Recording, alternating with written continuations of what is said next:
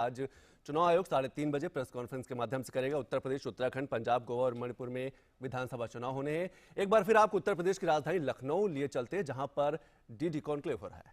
यथावत रखते हैं। एक बात मैं और स्पष्ट कर दूं, सच घटे या बढ़े तो सच न रहे, झूठ की इंतहा नहीं होती। जो मौसमों के साथ बदल जाते हैं वह लोकतांत्रिक इतिहास उत्तर प्रदेश और देश का है कि वो कभी मौसम नहीं बदल पाते। तो एक उदाहरण, बड़ी बात कहने जा रहा हूँ, मानने वाले छोटे लोग हैं तो उन्हें क्या बड़ी बात करने का अधिकार नहीं है। बस एक बात और कह दूं, आप कल्पना करिए जब ब्रिटानिया हुकूमत के बाद कांग्रेस की हुक्मरानी थी, अगर डॉक्टर राम मनोहर लोहिया और जेबी कृपलानी ये बड़े लोग चाहते तो विदेश मंत्री हो सकते थे, कोई बड़े मंत्रालय ले सकते थे, लेकिन अगर इन दोनों लोगों ने छोटे दल नहीं बनाए होते तो आज हमारा मुल्क चीन की तरह से अलोकतांत्रिक देश होता। आज यहाँ लोकतंत्र की फसल नहीं लहरा रही होती।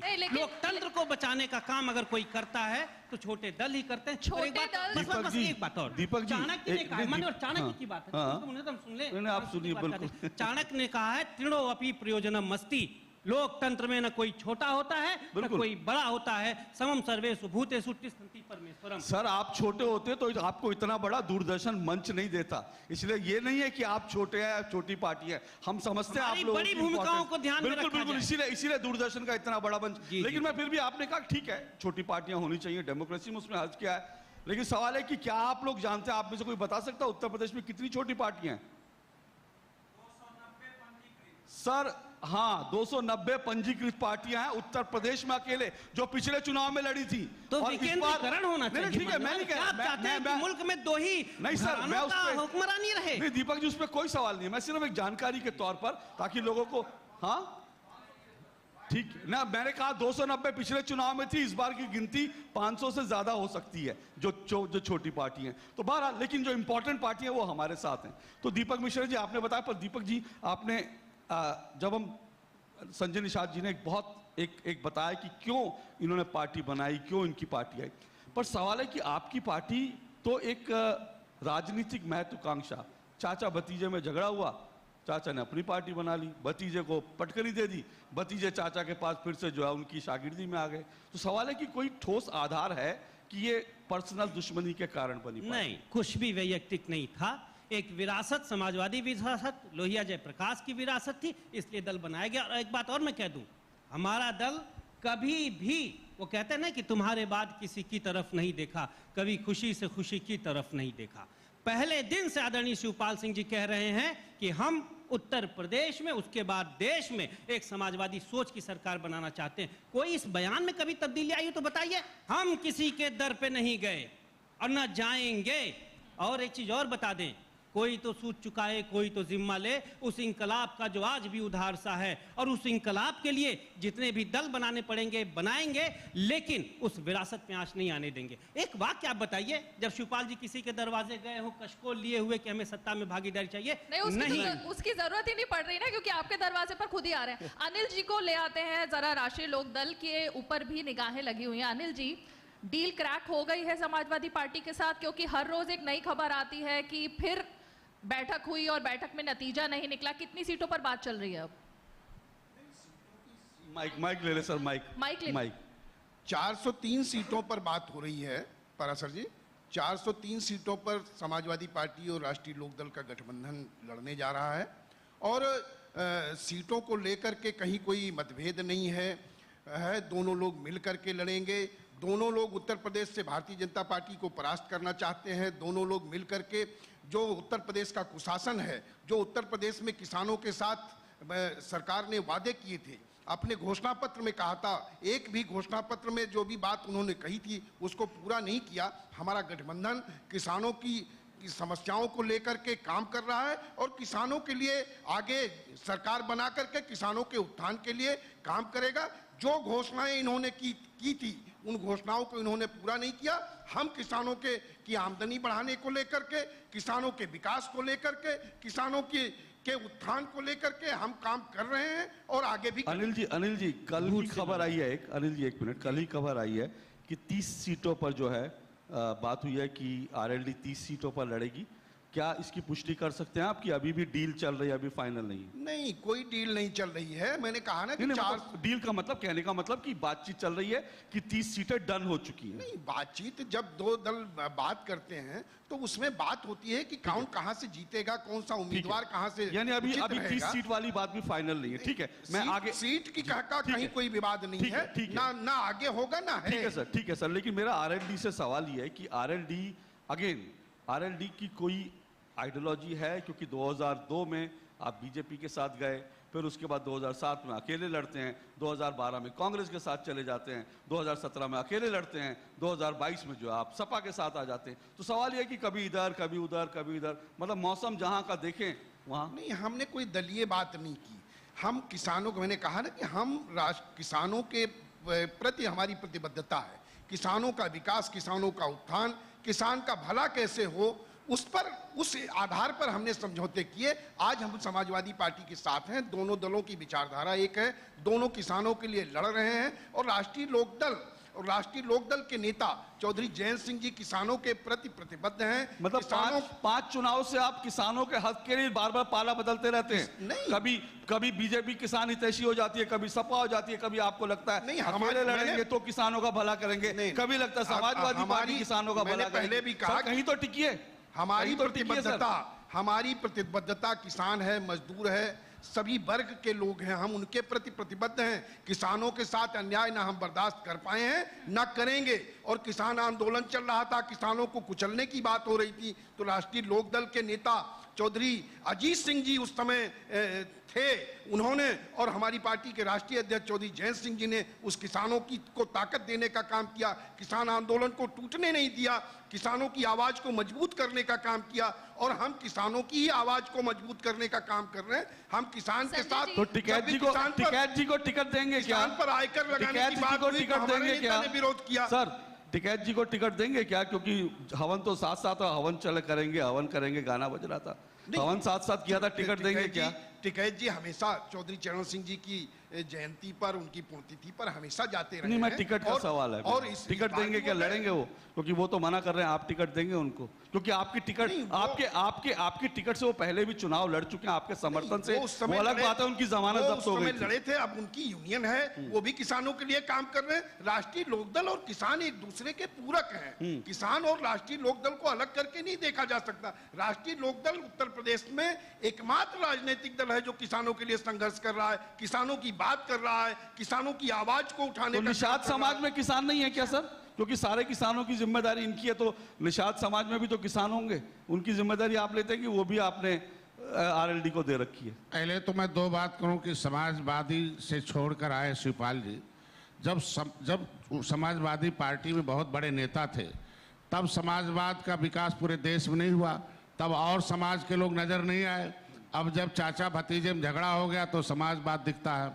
आरएलडी की बात करते, किसानों की बात, किसान का दिल होता मिल। जब भी ये लोग किसी सरकार के साथ रहे हैं, वो खाली मिलें बिकती रही है, किसानों का दिल बिकता रहा। क्या दशा रही किसानों की कि 30 साल से लोग पार्टी बनाए और किसानों की दशा कहाँ पहुँच गई।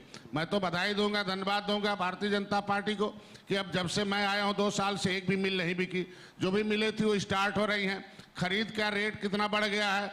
आज के दिन में मैं भारतीय जनता पार्टी के साथ इसीलिए हूँ कि जो उनकी कुछ नीतियाँ हैं वो उनका मैं समर्थन करता हूँ कि सीधे किसानों के खातों में रुपया, किसानों के साथ जो अन्याय हो रहा था मिल बेचने का, उसको रोक करके मिल स्टार्ट करना।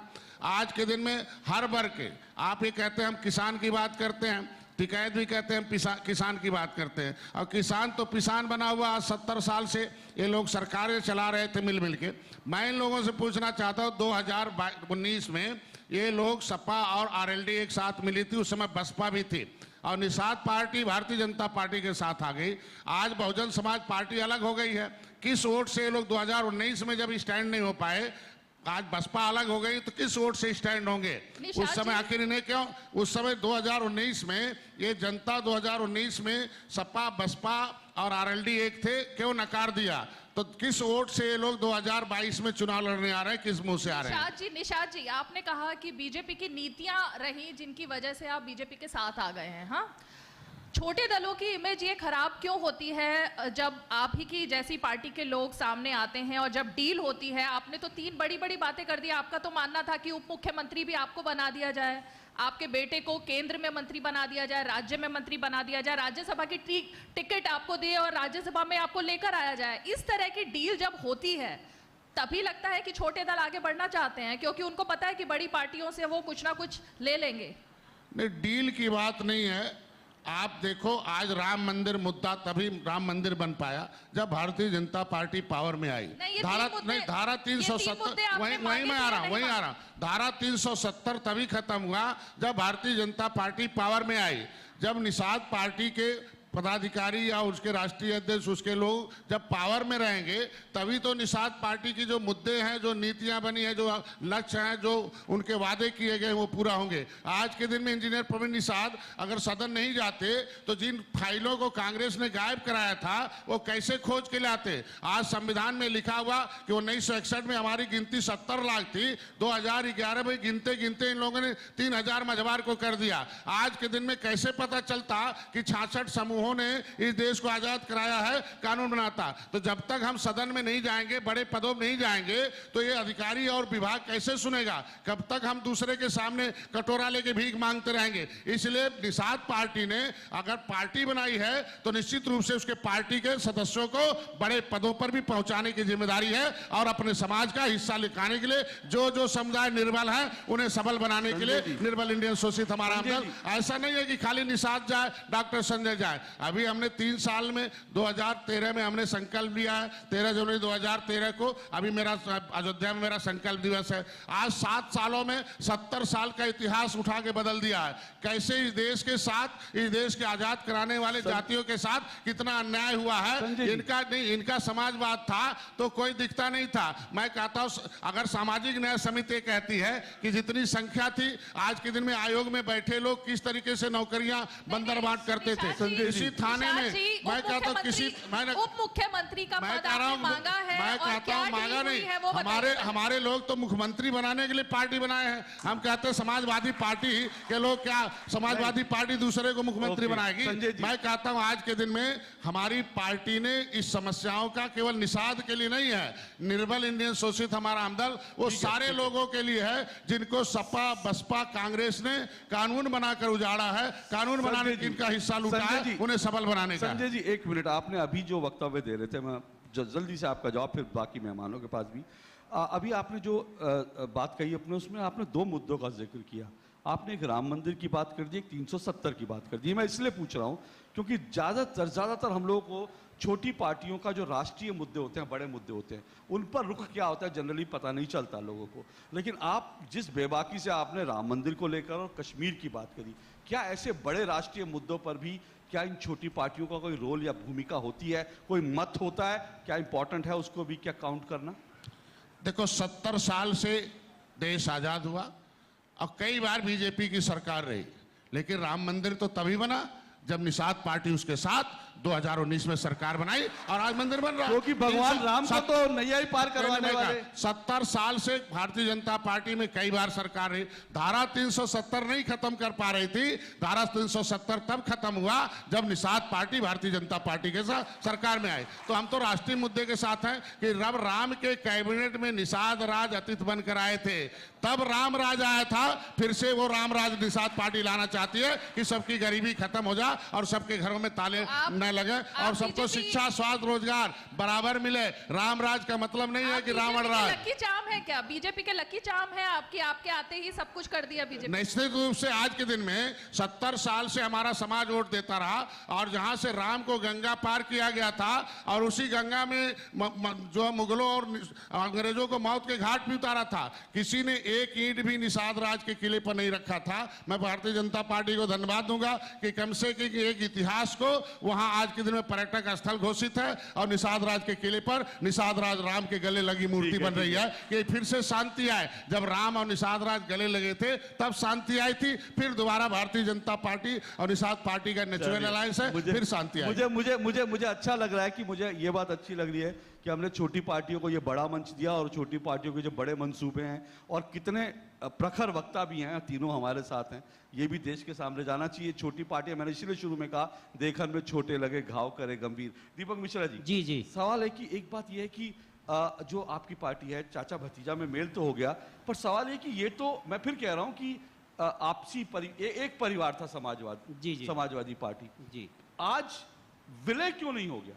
आप लोगों ने अपनी पहचान अलग रखने की कोशिश क्यों करी? क्या अभी भी अखिलेश जी पर ट्रस्ट नहीं है चाचा जी को? देखिए, अगर अखिलेश जी पे ट्रस्ट नहीं होता तो हम भी पहले बात करते कि इतनी सीट दो, ये पद दे दो, ये दे दो, ऐसी हमने कोई बातें नहीं की। विलय क्यों नहीं सर? विश्वास की बात है। अब रही बात विलय की, तो हमें तो लोकतंत्र को भी तो बचाना है। आपने कहा कि छोटे दल बड़ी बात नहीं करते। संयुक्त राष्ट्र संघ में हिंदी को आधिकारिक भाषा का दर्जा मिले, यह बात प्रसपा ने पूरी ईमानदारी से बताई थी और हम ही लोगों की चिट्ठियों पे यूएनओ 2 कदम आगे भी बढ़ा। आज ट्विटर पे हिंदी में यूएनओ अगर है तो वह प्रसपा की लड़ाई की देन है। हम ये नहीं कहते कि मुल्क को धर्म और जातियों में बांट दो।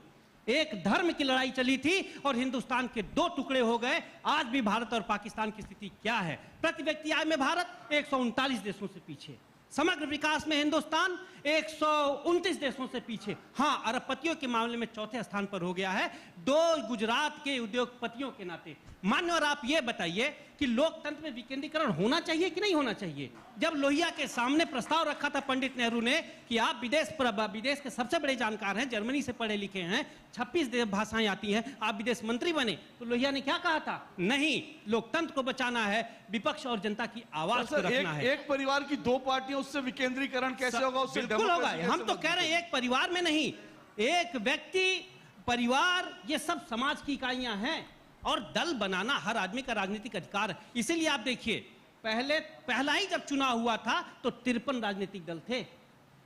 नेहरू चाहते तो एक कानून बना देते कि दूसरा कोई दल नहीं रहेगा, लेकिन 53 दल थे और उन्हीं छोटे दलों ने आज लोकतंत्र के चराग को जिंदा रखा। और एक चीज और बता दूं माननीय सर, आरोप ये लग जाते हैं ना कि ये जो इतने सारे दल हैं, हम तो एक मिनट सर, अब मान्यवर, आप बड़े व्यक्ति हैं, आपके प्रश्नों का उत्तर देना धृष्टता होगी, लेकिन फिर भी मैं कह दूंगा, इंतजार करिए। बहुत ज्यादा बाधा है, लोहिया और जयप्रकाश का दौर हमेशा रहा है, हमेशा रहेगा। बिल्कुल समय नहीं है और हमारे दूसरे मेहमान हमारा इंतजार कर रहे हैं। हम आपसे सवाल लेना चाहते थे, लेकिन क्योंकि समय की बाधा है तो हमें इस सेशन को यहीं खत्म करना होगा।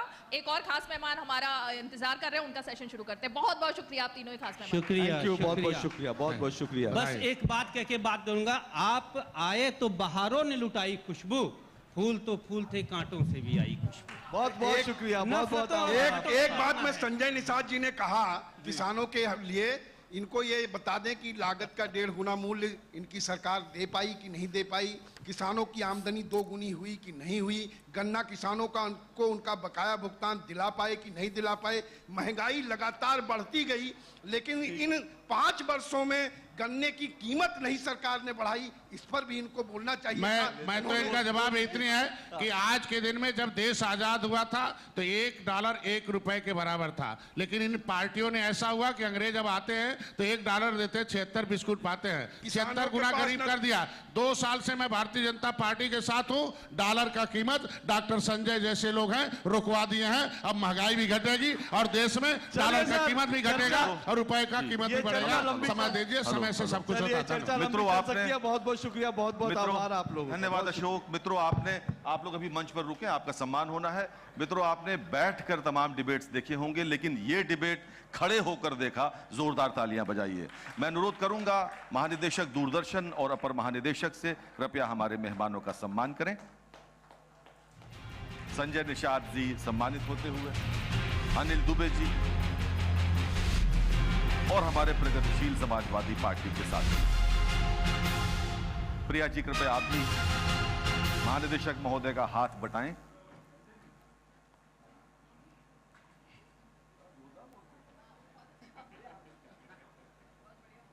मंच पर सम्मान हो रहा है इस सत्र के मेहमानों का और अगले सत्र की तैयारी हमारी पूरी हो चुकी है।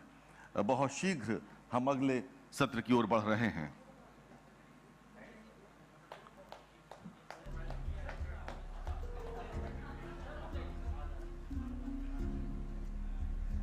ये दूरदर्शन का पहला कॉन्क्लेव इतिहास रच रहा है। ये सब हम लगातार देख रहे हैं। पहले दिन हमने देखा किस प्रकार से 7 सेशंस में बातचीत हुई, सार्थक बातचीत हुई। और आज